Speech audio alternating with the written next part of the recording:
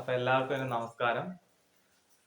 ഞാൻ ഇന്ന് പറയാൻ പോകുന്നത് ഭഗവത്ഗീത ആസിറ്റീസ് എന്ന ബുക്കിൽ നിന്നും എടുത്ത 3 ശ്ലോകങ്ങളാണ്. ശ്ലോകം 16, ശ്ലോകം 17, ശ്ലോകം 18. അപ്പൊ ഈ 3 ശ്ലോകങ്ങളും പറയുന്നത് എന്താന്ന് പറഞ്ഞാൽ, നമ്മൾക്ക് ഈ ലോകത്ത് ഏറ്റവും ബുദ്ധിമാനായ മനുഷ്യനാവാൻ എങ്ങനെ പറ്റും, അതിനുള്ള വഴികളാണ് ഈ 3 ശ്ലോകത്തില് എഴുതിയിരിക്കുന്നത്. ആദ്യം ബുദ്ധിമാനാവണമെങ്കിൽ ആ ബുദ്ധിമാന്റെ ലക്ഷണങ്ങൾ എന്തൊക്കെയാണെന്ന് അറിയണം. ആ ലക്ഷണങ്ങൾ അറിഞ്ഞ ആ ലക്ഷണങ്ങൾ എങ്ങനെ നേടാമെന്ന് അറിയണം. അങ്ങനെ ആ ലക്ഷണങ്ങൾ എങ്ങനെ നേടാമെന്ന് അറിഞ്ഞാൽ നമുക്ക് ഈ ലോകത്തെ ഏറ്റവും ബുദ്ധിമാനായ മനുഷ്യനാവാൻ പറ്റും. അപ്പോ ശ്ലോകം 16 എന്താ പറയണെന്ന് പറഞ്ഞാൽ, ആദ്യം ഞാൻ ശ്ലോകം വായിക്കാം. കിം കർമ്മ കിം അകർമ്മേതി കവയോപ്യത്ര മോഹിതഃ തത്തേ കർമ്മ പ്രവക്ഷ്യാമി യജ്ഞാത്വ മോക്ഷ്യസ്യോശുഭാത്. അപ്പോ നമ്മള് ചെയ്യുന്ന കാര്യങ്ങളിൽ ചിലതെല്ലാം ശരിയുമാണ്, ചിലതെല്ലാം തെറ്റാണ്. കൂടുതൽ നമ്മളുടെ ബുദ്ധി എത്രത്തോളം നല്ലതാണോ അതിനനുസരിച്ച് നമ്മൾ ചെയ്യുന്നതെല്ലാം ശരിയാവുന്നു, അല്ലെങ്കിൽ നമ്മൾ ശരി മാത്രമേ ചെയ്യുന്നുള്ളൂ, തെറ്റായ കാര്യങ്ങളൊന്നും ചെയ്യുന്നില്ല. അപ്പോ എന്താണ് കർമ്മം? അതായത് എന്ത് ചെയ്താൽ എനിക്ക് ഗുണം കിട്ടും, എന്ത് ചെയ്ത അകർമ്മം എന്ത് ചെയ്ത ഗുണം കിട്ടില്ല എന്ന തിരിച്ചറിവ് ഉണ്ടെങ്കിൽ നിങ്ങൾ ഗുണം കിട്ടുന്ന കാര്യങ്ങൾ മാത്രം ചെയ്യുകയും ഗുണം കിട്ടാത്ത കാര്യങ്ങൾ ചെയ്യാതിരിക്കുകയും ചെയ്യുന്നു. അങ്ങനെ ഗുണം കിട്ടാത്ത കാര്യങ്ങൾ ചെയ്യാതിരിക്കുമ്പോൾ നിങ്ങൾക്ക് ഒരുപാട് സമയം കിട്ടുന്നു. ആ സമയം ഗുണം ചെയ്യുന്ന കാര്യങ്ങൾ ചെയ്യാനായി ഉപയോഗിക്കുന്നു. അങ്ങനെ നിങ്ങളുടെ ജ്ഞാനം വർദ്ധിക്കുകയും, കാരണം ഗുണം ചെയ്യുന്ന കാര്യങ്ങൾ ഗുണം ചെയ്യാത്ത കാര്യങ്ങൾ ചെയ്യുമ്പോഴും ജ്ഞാനം ലഭിക്കുന്നുണ്ട്. പക്ഷെ അത് ഈ കാര്യങ്ങൾ ചെയ്ത ഗുണം കിട്ടില്ല എന്ന ജ്ഞാനം ലഭിക്കുന്നുണ്ട്. പക്ഷെ കൂടുതലും ഗുണം ചെയ്യുന്ന കാര്യങ്ങൾ മാത്രം ചെയ്യുകയാണെങ്കിൽ നിങ്ങൾക്ക് ഒരുപാട് കർമ്മം ചെയ്യാനും അതിൽ നിന്നും ഒരുപാട് പുതിയ പുതിയ ജ്ഞാനം ലഭിക്കാനും കഴിയുന്നതായിരിക്കും. അപ്പോ മുന്നേ പറഞ്ഞ പോലെ നമ്മുടെ പിതൃക്കന്മാര് പഠിച്ച അകർമ്മങ്ങൾ, അതായത് ഇതെല്ലാം ചെയ്താൽ ഗുണം ഉണ്ടാവില്ല എന്ന് അവർക്ക് ഓൾറെഡി അനുഭവത്തിലൂടെ മനസ്സിലായിട്ടുണ്ടാവും. ആ അനുഭവജ്ഞാനം അവർക്ക് ബഹുമാനം കൊടുത്ത് നമ്മൾ നേടണം.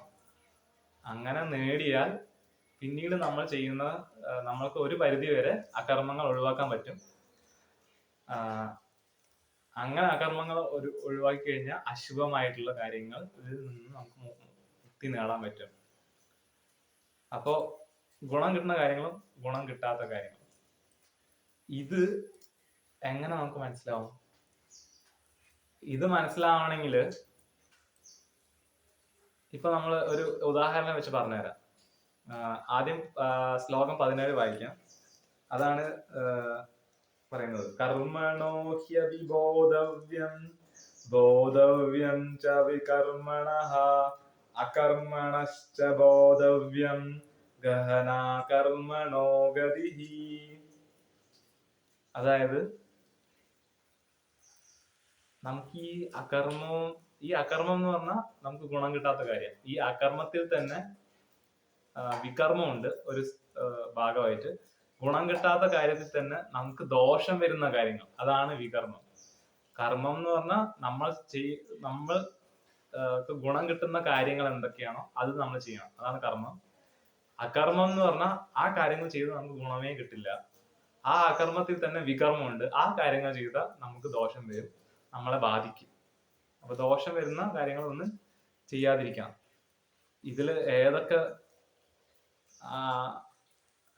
നല്ല കാര്യങ്ങളാണ്, ഏതൊക്കെയാണ് ചീത്ത കാര്യങ്ങൾ, ഏതൊക്കെ ചെയ്താൽ എനിക്ക് ഗുണം ഉണ്ടാവില്ല എന്ന് എങ്ങനെ മനസ്സിലാക്കാൻ പറ്റും?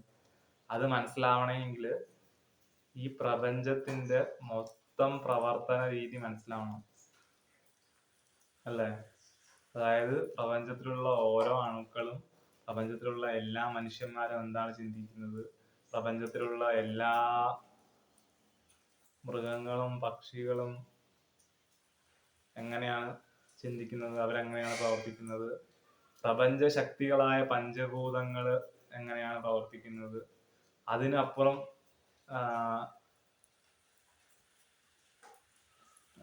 മറ്റ് ശക്തികൾ, അതായത് ഗുരുത്വാകർഷണം, അല്ലെങ്കിൽ ആയുർവേദം, ഇതെല്ലാം മനസ്സിലാവണം. ഇതെല്ലാം മനസ്സിലായാൽ മാത്രമേ ഈ പ്രപഞ്ചം മൊത്തത്തിൽ എങ്ങനെയാ വർക്ക് ചെയ്യുന്നതെന്ന് അറിയുള്ളൂ. അങ്ങനെ മൊത്തത്തിൽ എങ്ങനെയാണ് വർക്ക് ചെയ്യണമെന്ന് അറിഞ്ഞാൽ മാത്രമേ നമുക്ക് നമ്മൾ എന്തൊക്കെ ചെയ്താൽ ശരിയാവും, എന്തൊക്കെ ചെയ്താൽ തെറ്റാവും നമുക്ക് മനസ്സിലാക്കാൻ പറ്റുള്ളൂ. അങ്ങനെ ഈ പ്രപഞ്ചത്തിന്റെ മൊത്ത ജ്ഞാനവും നേടാൻ കഴിയുമോ? കഴിയില്ല.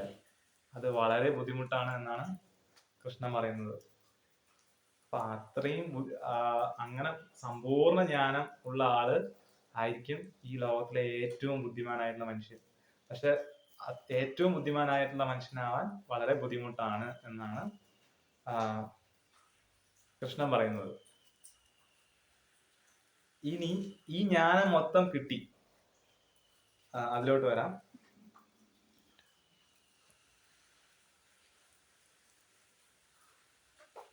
നമ്മൾക്ക് ഈ ജ്ഞാനം മൊത്തം കിട്ടി. ഈ ജ്ഞാനം കിട്ടിയാലും ഒരു കാര്യവും കൂടെ ഉണ്ടെങ്കിലേ നമുക്ക് ഈ ലോകത്തെ ഏറ്റവും ബുദ്ധിമാനാവാൻ പറ്റുള്ളൂ. അതെന്താണെന്ന് ഞാൻ പറഞ്ഞത്. കർമ്മണ്യ കർമ്മയഃ പശ്യേത് കർമ്മണി ച കർമ്മയഃ സബുദ്ധിമാൻ മനുഷ്യേഷു സായുക്ത കൃത്സ്ന കർമ്മകൃത്. അപ്പോ ഇതെല്ലാം മനസ്സിലായാലും സമയം എന്നൊരു കാര്യം കൂടെ വരുന്നുണ്ട്.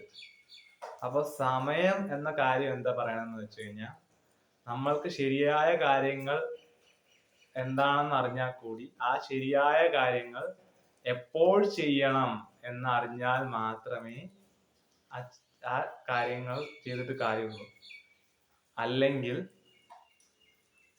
എപ്പോൾ ശരിയായ കാര്യങ്ങൾ ചെയ്യണം, എപ്പോൾ ഒരു കാര്യം ചെയ്യരുത്, ഇവിടെ ഞാൻ ഒന്നും ചെയ്യാതിരിക്കുന്നതാണ് അത്യുചിതം എന്ന തിരിച്ചറിവും വേണം.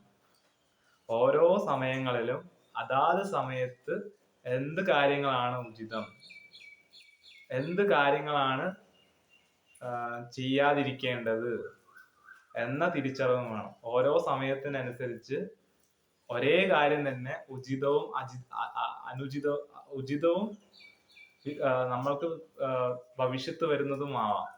ഒരേ കാര്യം തന്നെ രണ്ട് സമയങ്ങളിൽ രണ്ട് രീതിയിലായിരിക്കും ഗുണം തരിക. ഇപ്പൊ ചെയ്യേണ്ട കാര്യം നാളെ ചെയ്തു കഴിഞ്ഞു കഴിഞ്ഞാൽ അത് ചിലപ്പോൾ നമുക്ക് ദോഷമായിരിക്കും. അപ്പോൾ സമയവും വളരെ ഇമ്പോർട്ടന്റ് ആണെന്നാണ് പറയുന്നത്. അപ്പോൾ സമയം വളരെ പ്രാധാന്യമുള്ള കാര്യമാണെന്നാണ് ഭഗവാൻ പറയുന്നത്. അപ്പോൾ ശരിയായ കാര്യങ്ങൾ ശരിയായ സമയത്ത് ചെയ്യണം. അപ്പോൾ തെറ്റും ശരി, ഗുണം കിട്ടുന്നതും ഗുണം കിട്ടാത്തത് എന്താണെന്ന് മനസ്സിലാക്കണം. അങ്ങനെ ഗുണം കിട്ടാത്തത് എന്താണെന്ന് മനസ്സിലാക്കണമെങ്കിൽ ഈ പ്രപഞ്ചത്തിന്റെ മൊത്തം പ്രവർത്തനം എങ്ങനെയാണെന്ന് മനസ്സിലാവണം.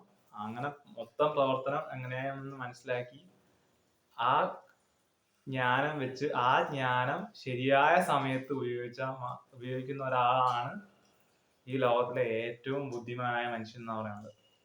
അപ്പൊ ഈ ലോകത്തിലെ ഏറ്റവും ബുദ്ധിമാനായ മനുഷ്യനാവണമെങ്കിൽ എന്ത് ചെയ്യണം? അങ്ങനെ ഒരേ ഒരു മനുഷ്യനെ ഈ ലോകത്തുള്ളൂ.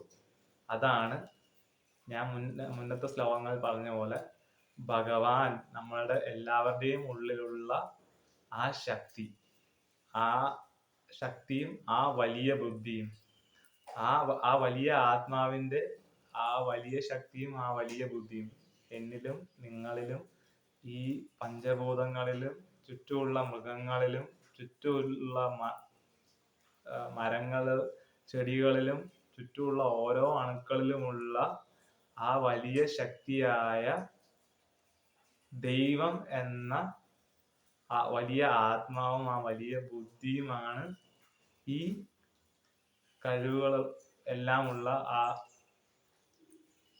വ്യക്തിത്വം.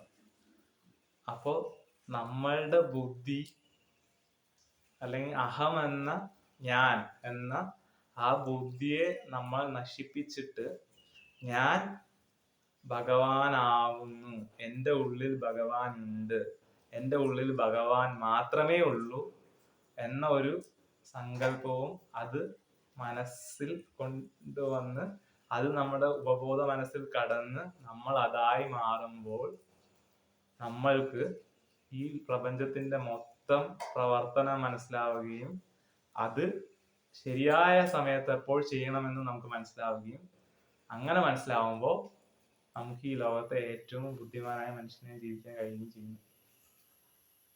അപ്പോൾ ലോകത്തുള്ള എല്ലാ വസ്തുക്കളിലും ദൈവത്തെ കണ്ട് നമ്മൾ ആ ദൈവത്തിന് എത്രത്തോളം ബഹുമാനം കൊടുക്കുന്നു, ദൈവത്തിന് എത്രത്തോളം സ്നേഹം കൊടുക്കുന്നു, ദൈവത്തിന് എത്രത്തോളം എത്ര നല്ല രീതിയിൽ പരിപാലിക്കുന്നു, അത്രയും നല്ല രീതിയിൽ ചുറ്റുമുള്ള എല്ലാവരെയും സ്നേഹിക്കുകയും ചുറ്റുമുള്ള എല്ലാവരെയും പരിപാലിക്കുകയും ചുറ്റുമുള്ള എല്ലാവർക്കും വേണ്ടി നന്മ ചെയ്യുകയും ചെയ്താൽ നിങ്ങളുടെ പ്രവൃത്തിയിൽ നിന്നും നിങ്ങളുടെ ബുദ്ധി ഭഗവാന്റെ ബുദ്ധിയായി മാറുകയും അങ്ങനെ നിങ്ങൾക്ക് എന്താണ് ശരി എന്താണ് തെറ്റെന്ന് തിരിച്ചറിയാൻ കഴിയുകയും ശരിയായ കാര്യങ്ങൾ ശരിയായ സമയത്ത് ചെയ്യാൻ കഴിയുകയും ചെയ്യും. അത് തുടക്കത്തില് നമ്മള് അതിനാണ് ഈ പ്രാർത്ഥന. നമ്മള് എല്ലാ വസ്തുക്കളെയും എങ്ങനെ ആദരിക്കണം, എങ്ങനെ എല്ലാ വസ്തുക്കൾക്കും ഭക്തി കൊടുക്കണം എന്ന ജ്ഞാനം ലഭിക്കാനാണ് നമ്മൾ ഒരു മൂർത്തിയെ ആദ്യം ആദരിച്ച് പഠിക്കുന്നത്. അതിനെ ആദരിച്ച് അതേ ആദരവ് ചുറ്റുമുള്ള എല്ലാ മനുഷ്യർക്കും കൊടുത്തു തുടങ്ങണം. അപ്പോൾ ആദരവ് അമ്പലത്തിലോ പള്ളിയിലോ ചർച്ചിലോ മാത്രമാക്കരുത്. അതേ ആദരവ് ചുറ്റുമുള്ള എല്ലാ മനുഷ്യരിലും, എല്ലാ വസ്തുക്കളിലും, എല്ലാ മൃഗങ്ങളിലും, എല്ലാ വെള്ളം, വായു, എല്ലാ പഞ്ചഭൂതങ്ങൾ എന്ന് പറയും, ജലം, ഭൂമി, ജലം, വായു, അഗ്നി, ആകാശം, അങ്ങനെ എല്ലാത്തിലും അതേ ആദരവ് കൊടുത്ത് പഠിച്ചു കഴിഞ്ഞാൽ നമ്മളുടെ ബുദ്ധി ആ വലിയ ബുദ്ധിയുമായിട്ട് ഒന്നാവുകയും നമുക്ക് അത്രയും ഈ ലോകത്തിലെ ഏറ്റവും ബുദ്ധിമാനായിട്ട് ജീവിക്കാൻ കഴിയുകയും ചെയ്യും. അപ്പോൾ എല്ലാവരും ലോകത്തിലെ ഏറ്റവും ബുദ്ധിമാനാവട്ടെ എന്ന് ഞാൻ പ്രാർത്ഥിച്ചുകൊണ്ട് ഇന്നത്തെ പ്രഭാഷണം നടത്തുന്നു. നമോ നാരായണ.